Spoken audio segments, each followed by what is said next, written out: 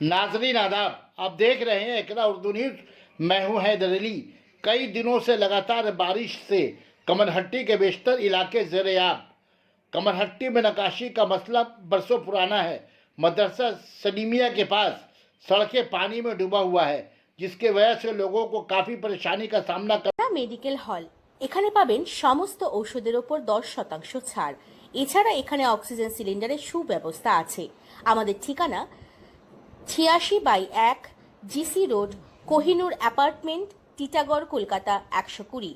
আমাদের phone number 7003645009 896-134-3207। नाजरीन आदाब, आप देख रहे हैं इकरा उर्दू न्यूज़। मैं हूं हैदर अली। कई दिनों से लगातार बारिश से कमरहट्टी के बेशतर इलाके ज़ेर-ए-आब। कमरहट्टी में नक्काशी का मसला बरसों पुराना है। मदरसा सलीमिया के पास सड़कें पानी में डूबा हुआ है, जिसके वजह से लोगों को काफ़ी परेशानी का सामना करना पड़ रहा है। कैमरामैन इकरा उर्दू न्यूज़ शाहिद अली की रिपोर्ट।